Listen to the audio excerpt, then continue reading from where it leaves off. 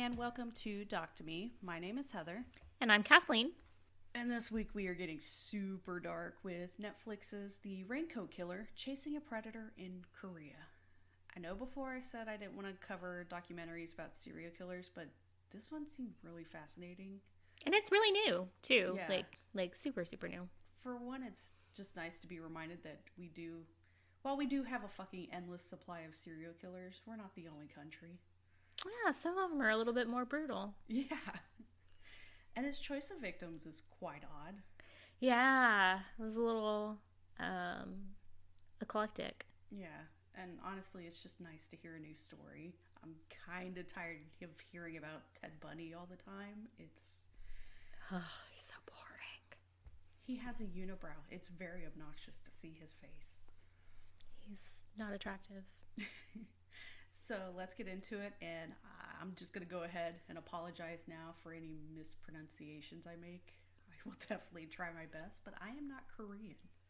No, and the dubbing on this, like... Some of the voices were interesting. I want to know who made their choices for, like, who was going to voice who. Because the one guy sounded like a newscaster, my favorite guy, the purple shades guy. Yes. He was very exciting. So let's just get right into this. October 9th, 2003 at 2 p.m. in Gugidong, which is one of the wealthiest areas of Korea. Just right off the bat with this first reported crime scene, it's rough. That's a lot of blood. Kang In-sun, 85, was bludgeoned to death with a hammer. His daughter, Lee Suk-jin, 60, her handicapped grandson, Go Jin-soo, 35, were killed in the same manner soon afterwards. In the film, they say the victim's husband arrives home from work and found the bodies. I'm going to assume it's a 60-year-old daughter's husband. I would hope the 85-year-old woman's husband isn't still working.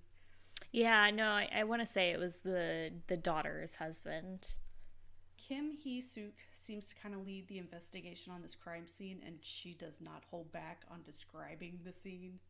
No, she's definitely very, like... Her voice is one of the interesting ones that It was to the point where I was like, okay, we get it. Like, it's a bloodbath.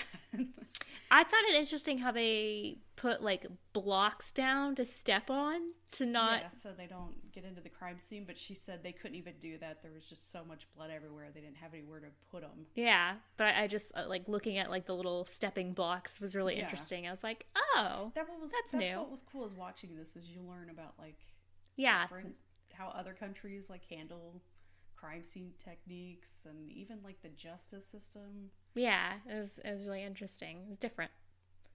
So because the victims didn't fight back and it's in a nice neighborhood with no one reporting anyone shading walking around, they of course think the husband is involved.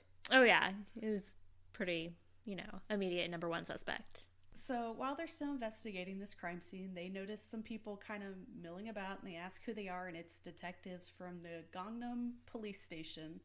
They've heard about this crime and thought, that's weird, we have a case very similar to this one. So 2 weeks earlier, on September 24th, 2003 at 1 p.m., retired university professor Lee Deok-soo, 72, was stabbed in the neck with a knife. He and his wife, Lee Yun-ok, 67, were then beaten to death with a hammer. Both of these crimes are in affluent neighborhoods, and yet nothing is stolen. Yeah, they said that, like, there was money and valuables just, like, in plain sight that weren't taken, Yeah, which is... so it's very odd and confusing to the investigators. Yeah, definitely not a robbery. And, yeah, watching how crimes are handled in other countries, we learned that our shitty mistakes aren't just a one-off thing, because Korea also has a policy of different police departments not working together to solve crimes, because everybody wants the credit of solving the crime. Yeah, it's like some kind of weird reward system where, like, you get a pat on the back and, like, a promotion for every crime you solve or something. It's because, they show up to this other crime scene because they're like, well, this looks familiar. And then they're like, no, you go solve your crime. We'll solve ours. Yeah. Jesus. Like, all right. Like, so much for cooperation. I also think it helped watching Squid Game before this. Because I always thought of Korea as, like, this amazing place, almost, like, Japan light, but turns out they have some serious economic problems, and they're no better than the good old USA. No, and I think that they're actually, I want to say, like, in some areas, like, they're behind in the times too. Yeah. Like, and they even go over, like, the rich are getting richer, the poor are getting poorer, and we have different crimes here. Sounds familiar, yeah. But they're more like kidnapping stuff. And for ransom. Yeah, they don't have as much of a murder problem. So that's just to put you where things were during this time in Korea. So the first crime was September 24th, the second crime October 9th, and now the third crime is October 16th. Like, it is just... Bam, bam, bam. Yeah. And even through all of this, it's like 8 months, something like that. Yeah, it was it's super rapid. Quick. Yeah, like, he did not have a day job. No. So this third crime is in Gangnam, which is also where the first crime happened, right? Yes. I kind of got confused. So he's just kind of popping around different districts of Seoul. They also pronounce that like 3 different ways. Yeah. So I was like, I thought it was Seoul, but none of them even pronounced it that way. It was like Seoul and Seoul and yeah. So I'm like, this doesn't help. It also seemed kind of odd that the crimes are happening in the afternoon. Like, they never mentioned that, but I thought that was kind of weird. Yeah, it was like an odd time which, I mean, I guess that makes sense that they would get like the elderly. Yeah. Because, I mean, most older, like, most like young adults and children would be like at school or at their jobs or whatever. Like, so I guess it makes sense that that's a peak time to hit up the elderly. Because I know like break-ins happen more often during the day, but he's not even stealing anything. Yeah. So it's almost like he's like deliberately targeting times where vulnerable people would be. Yeah, they never even talked about the time. I just thought it was odd that they all seem to be happening in the afternoon. Another odd thing is they send 5 forensic investigators to scenes, but also a criminal profiler. And they only seem to have one. But I was like, do you send that to every crime? I thought that was odd. Well, and he was like the only one too. So like, does he just travel all over Korea? Like, or is it was like was he the only one in like and then the Seoul one or forensic detective was the only female. Yeah, she. It's like it's early 2000s. It's not that long ago, but. Well, like I said, like in a lot of places, like I know when my husband was talking about when he lived in Thailand, like it was definitely like a good 10, 20 years behind what it was in the United States. Yeah. Yoo Jun-hee, 60, was beaten with a hammer. She was later found by her son at 1:30 p.m. but passed away by 2 p.m. So these victims are beaten so heavily in the head that detectives can't even figure out what the murder weapon is.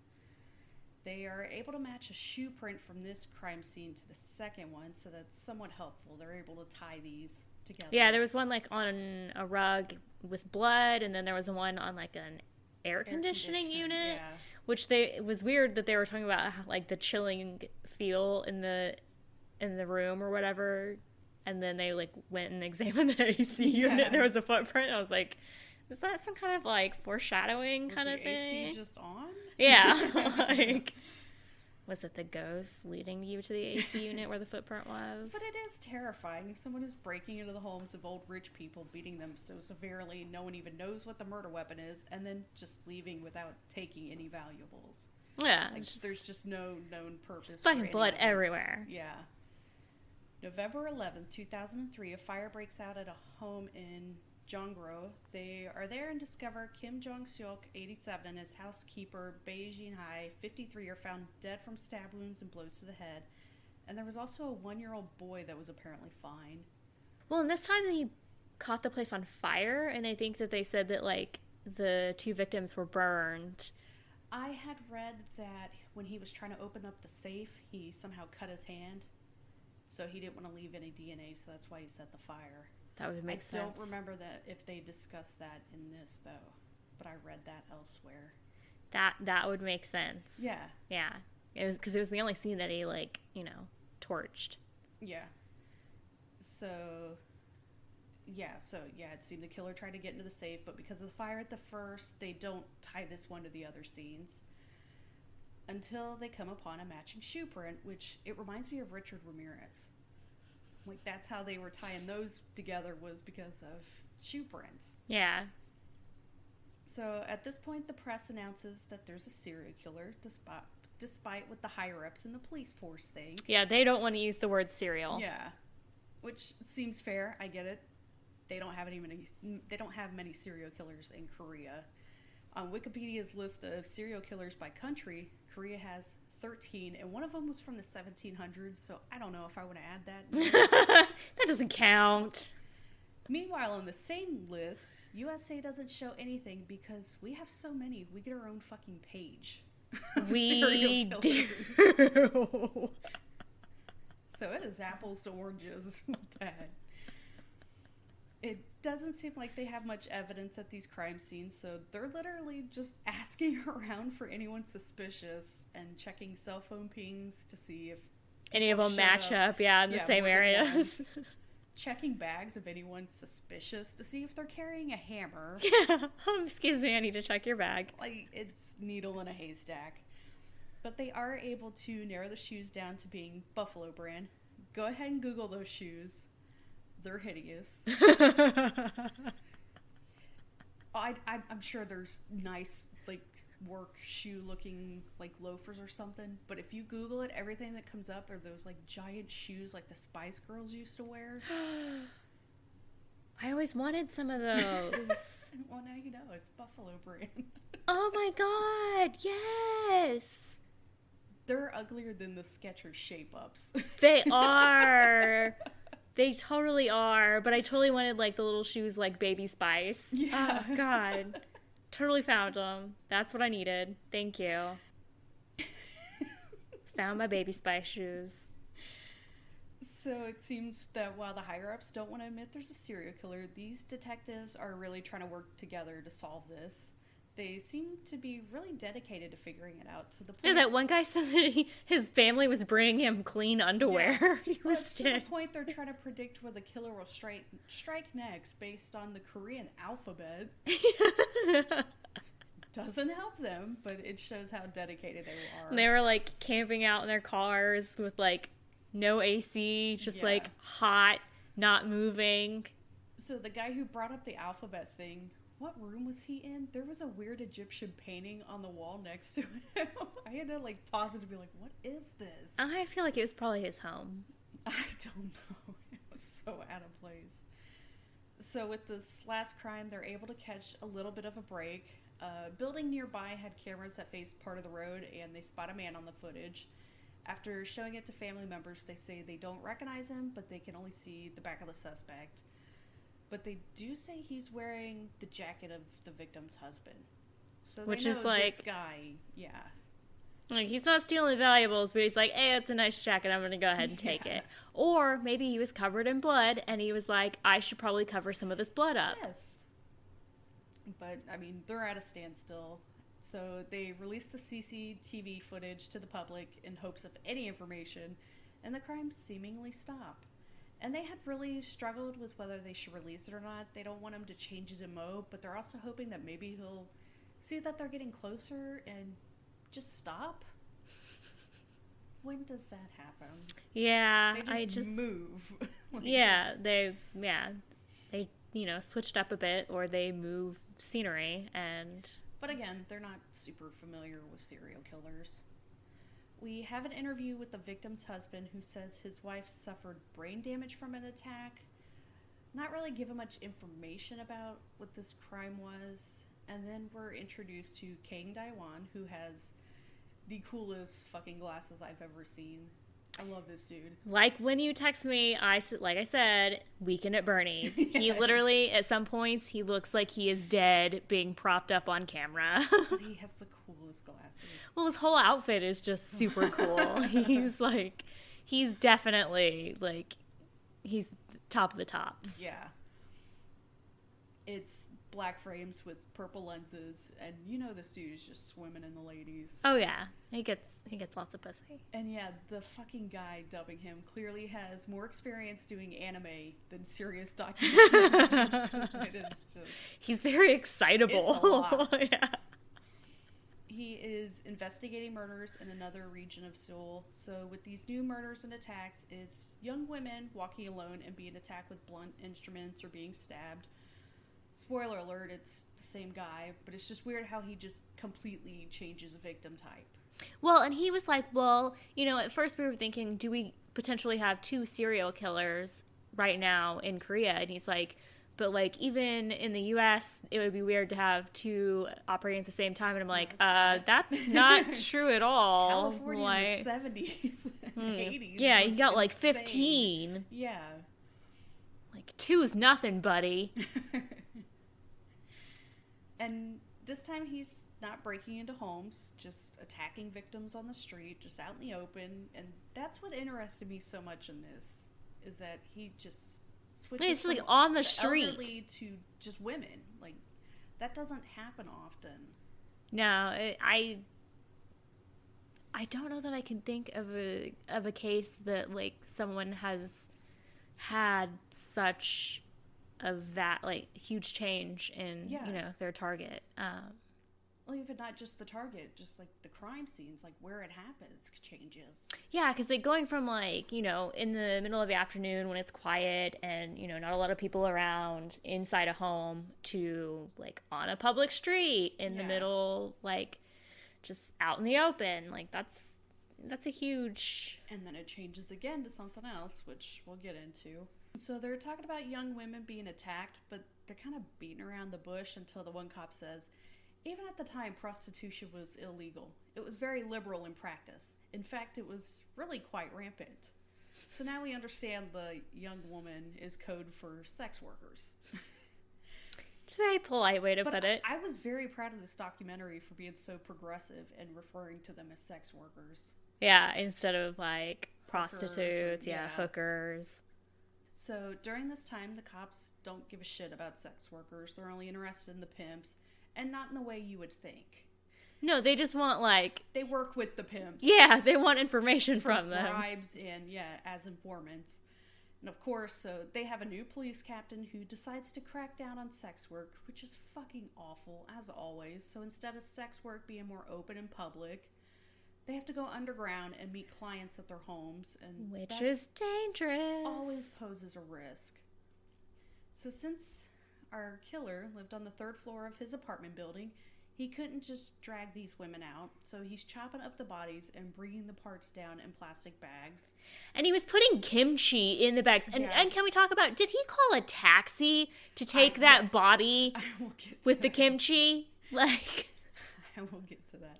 What the fuck? But how could this idiot know how to cut up a body properly? The craziest fucking thing I have ever heard. I even texted you about it. Yes. Most of the time you hear about them reading anatomy books, but this dude went to the doctor and got x-rays done, like full body x-rays, and asked for copies so he could study them. It's fucking bizarre.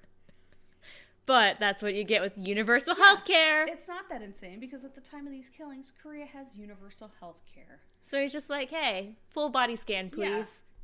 Like, once I read that, I was like, oh, okay, it's not that weird. I mean, it is for us. I remember my oldest... He didn't even have to buy a book. My oldest broke his arm, and I was like, fuck, this is going to cost a lot. Yeah, we're going to be spending thousands of dollars. Just for x-rays is insane. So, yeah, he could have looked at a textbook, but I guess getting full x-rays would be easier to look at. Especially if it's probably, like, the price of a medical textbook. So yeah, I'm not going to get too into the details other than to say these poor women were chopped up into like 16 to 18 pieces. Yeah, he was... Oof. And then, yes, he would mix old kimchi in with the body parts, which is actually kind of clever because it's a stinky smell.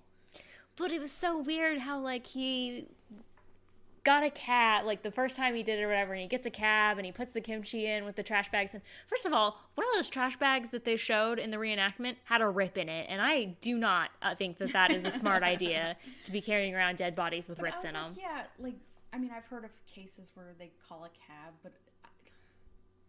he just gets a cab, and the cab driver's like, "Oh my goodness, is that kimchi?" And he's like, "Oh yeah, my mother made it for me. You're carrying it around in trash bags. I guess cab drivers, you don't ask a lot of questions. You just... And he takes him out to that wooded area or whatever, and just like this, he gets out with his trash bags full of kimchi. Yeah. Well, and then and he had a hoe. That's why I was like, he's burying him. Where did he have to take that with him? He didn't have a shovel. He like in the video they show he's not digging with a shovel. He's digging with like one of those like hoes, like a pick. See, I didn't notice that. My question was like, did he bring that with him also? And the cab driver just didn't ask any questions. Some guy with, 2 trash bags full of stinky kimchi and a hoe. Yeah. Out in the middle of the woods. That makes total sense.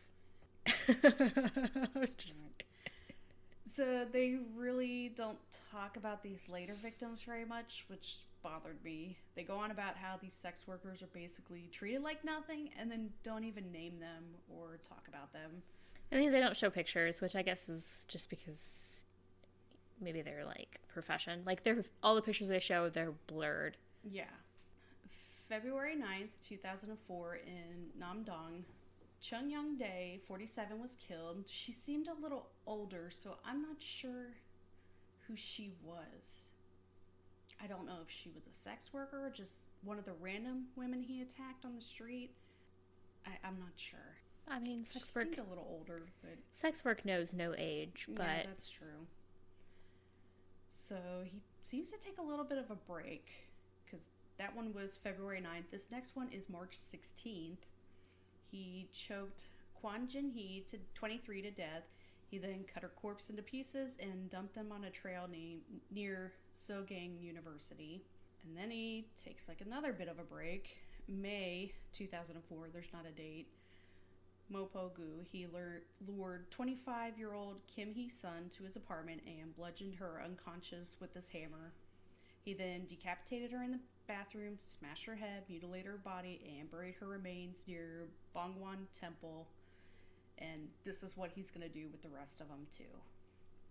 Yeah, he kind of like, he finds a pattern that sticks, and he just runs with it.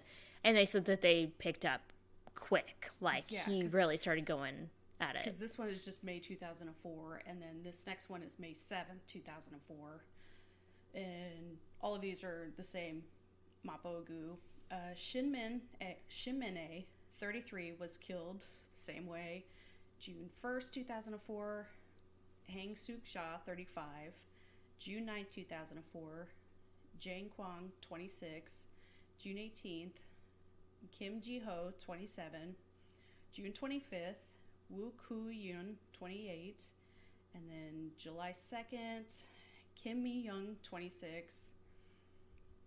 July 9th, I think this one and the next one are the ones from that same massage parlor that they talk about later. Yeah. Go Soon-hee, 24. And then July 13th, Im Mi-yeon, 27. So, it's just... like he went from like taking like a month in between or whatever to like he just like it's like those one first like 3 were just boom boom boom, then like kind of spaced a couple out and then it was just picked back up again.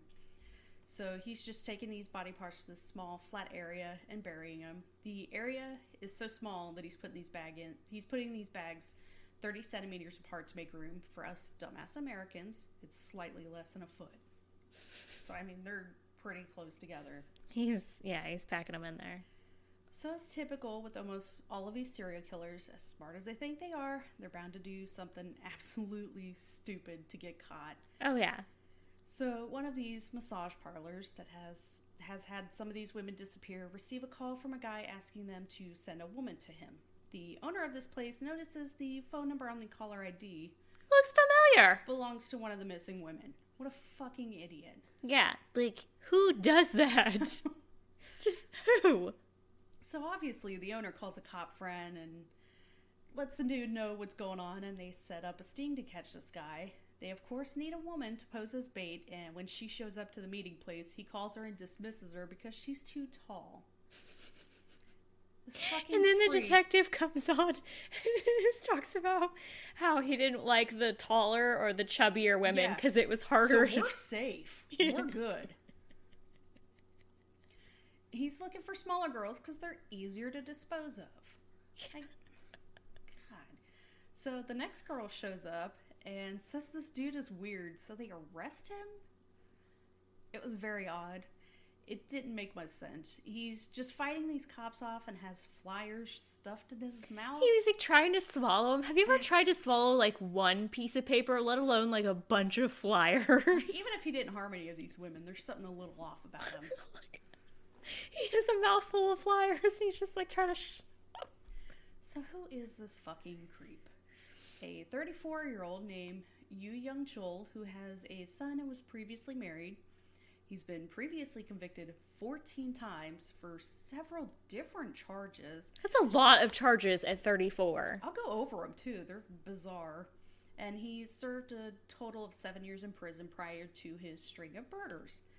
And they're shocked he's a clean-cut, average-looking dude with no tattoos. The no tattoos thing was a weird thing for them to mention a couple of times. Yeah, they were like, it was summer, and we know she didn't have any tattoos. Like, is that like a normal thing in Korea, maybe? I don't know.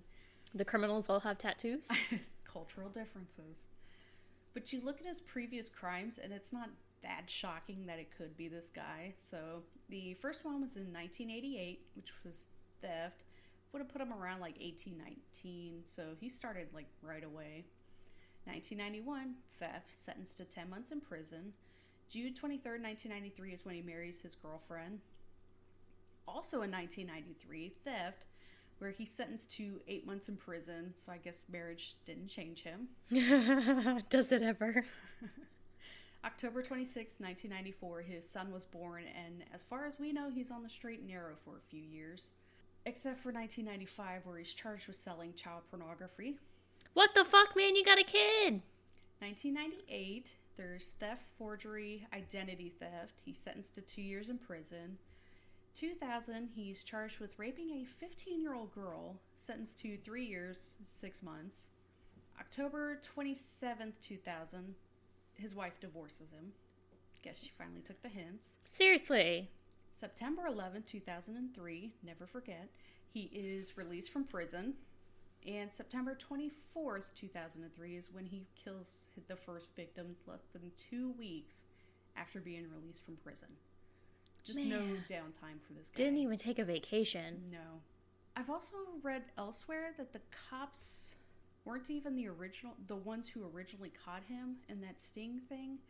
It was eventually the massage parlor owner and employees who captured him, as the lone police officer who arrived in response to the phone call eventually left before you arrived. When you showed up later, he was captured by the workers and detained until another police officer who happened to be nearby responded to the scuffle and arrested him. Good for them, because this man is taking your staff. I guess. But there's a couple of things where they say something in the documentary, but I read something else elsewhere, and this is one of those. I feel like they're going to want to make themselves look good. Makes the cops look bad, yeah. They're going to want to look better than they really are. So they get him into an interrogation room, and this dude just right away confesses to the murders of the elderly people. They didn't have anything on him. Literally anything. No. Although I do like how the cop said that, like, one of the detectives, like, smacked him in the head. And he's like, he didn't even hit him very hard, but he just, like, blew up. And I'm like, yeah, like, I would be pissed, too, if someone, like, randomly hit me in the head. Like, I don't get this dude. I wonder if he kept quiet about this, if he would have gotten away with it. Absolutely, because they had nothing on him. Literally, like, no evidence. Until he confessed. Nothing. And then it kind of just... Until he confessed. Yeah. So then he says he's not going to confess anymore unless his mom is there, which, what a little bitch. And throughout this documentary, they're reading off, like, his diary entries. But he sounds like the Korean Elliot Rodgers, just a whiny bitch who can't handle women not wanting to deal with this shit. Yes. It's very, like, melodramatic. Yeah. Like, oh, woe is me. Like, these bitches don't deserve me. Like, shut up. So his mom shows up and like immediately passes out when he says he killed people. Like she showed up like, what did he do now? And then all of a sudden just, oh heavens to Betsy, and passes out. It's really weird. To be fair, I would be passing out as well if my kid like murdered a bunch of people with a hammer. Annoyed to be there, and then it just like, damn it, what did Timmy do now? He murdered people. What? Oh my. So we learned through this not to fuck with Korean cops because they're totally cool with just slapping suspects. There's a lot of slapping. They just very like nonchalant slapping him around. And also there's a Korean word for prick. Like they were like, this guy's a prick. It's like, wait, what? I learned a lot watching this. Oh yeah. So none of the other cops think this guy did the old people murders except for Purple Shade's dude. He recognizes that this guy has priors and is just being an asshole and dicking these guys around. And then he fucking escapes. He just walks out. Literally walks out. Like, legitimately, like, he just walks out of the building. With no shoes. Like... So he had faked a seizure so they would loosen his cuffs, and then there's a whoopsie-doo where a detective leaves the room and thinks another detective's keeping an eye on him, but somehow he wasn't, and Yu sneaks out, and it's somehow worse than any of Ted Bundy's escapes. Like, I thought those were bad enough. And apparently he had faked a seizure to avoid arrest in a previous case, so... It should have been on record. It's insane this worked. It should have been on his file. Like, I can imagine when known to fake seizures. Yeah, when Purple Shade's guy, like, found out, just lining up all these cops and just walking by and just slapping them all.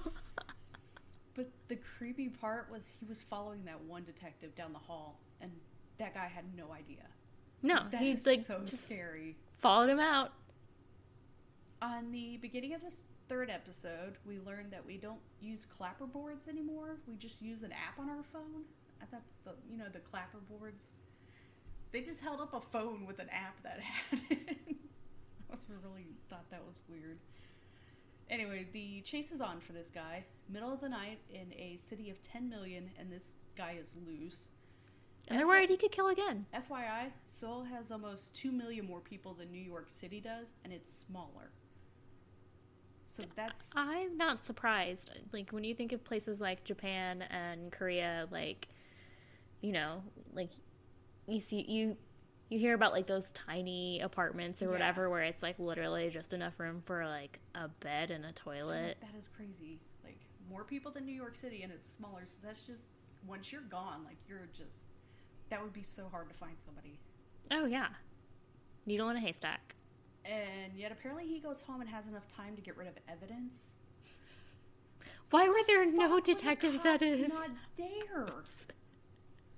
Like, how do you not, like, okay, you can't get in because you don't have, like, warrants or anything, but how do you not at least have somebody there, like, post it up, like, yeah, to make sure nobody comes. Yes. And, like, oh my god, that was annoying. Like, he has a friend come clear out all of his... And then to cover up their fuck-up of letting him escape, they basically just charge him with stealing a cell phone, so it looks better than to let a murderer walk free. I'm assuming the stolen cell phone was the one from that one missing woman that he used to call in. Yeah, I know, that would make sense. But the most shocking part is the guy from the prosecutor's office just allowed this and signed off on the theft charge. Like, he even knew, like, I'm covering up for these guys. I'm like, yeah, you are. Why? But don't worry, they arrest him 12 hours later. 12 hours. He was not smart. Dude could have been gone forever. This fucking idiot was hanging out in the red light district. Cops were like, well, he killed women from here, so let's just go check out the area. And sure enough... There he is! Yes, crossing the street. And so now he starts confessing to everything and drawing pictures of crime scenes. It's insane. If he had kept quiet, they could have only charged him with the stolen phone. Yeah. And he would have just been, like, probably out. They literally had nothing on him. But these assholes have to brag about how scary they are. So this piece of shit killed the wealthy older people because he was angry about growing up poor. Wah, wah. Oh, boo-hoo. I grew up poor and didn't turn into an asshole. Well, to a point. And he killed the sex workers because his former girlfriend was a sex worker and broke up with him. So he was seeking revenge.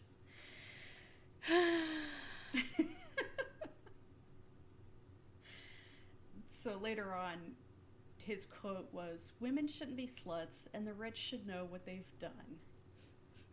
Shut up. Like, he deserved every slap. It's the worst.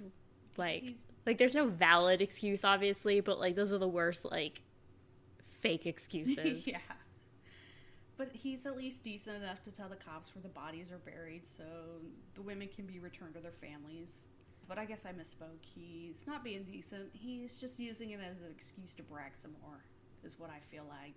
Like, here are the bodies. You can see what I did to these women. You can see how scary and tough I am. Well, and they said that he even, like, knew where he ranked in, like, victim count for serial killers. Which is just... So now we finally get to where the Raincoat Killer nickname came from. And I am... Not when he was killing them. Really disappointed because there was not a lot of raincoat involved. So Korean law and media protect suspects' names and identity. So when they took him to the area to show where he buried the bodies, they had his face covered with a hat, mask, and raincoat. So there you go. That's all it is. Yeah, it's just like a little yellow raincoat. I thought it was going to be like the Wallace murder or whatever, where like they were convinced the husband was naked and put on a raincoat to murder his wife so that he could like do it and then get back. And just, you know, like for the timing of it, because he obviously couldn't show up covered in murder. Yeah. Covered in murder. Definitely could. Covered in blood. I was like, is he killing people in raincoats? Yeah. Is he wearing a raincoat while he murders? Yeah. No. It was like, I thought it was going to be a mix of like that Macintosh murder thing. They were very specific. It was a Macintosh raincoat. Or the, I want to say teenagers, but I feel like they were a little bit older than teenagers. The two guys in Russia that were just going around videotaping themselves. Oh, with the hammers? Yes, yeah. Murdering people with hammers. Like, I felt like it was going to be like a cross of that, and then I was surprised that it was really just like... No murder happened with the raincoat. No raincoat. It's disappointing. Purple Shades talks about how they made him watch them digging up the bodies, but you know he got off on that. Yeah, like, was that punishment? He also mentions about how the bodies were still somewhat fresh because, yeah, you forget how quickly all of this goes down. Super fast, yeah. The first of these murders happened May 15th. The last one was July 13th, and he's captured on July 15th.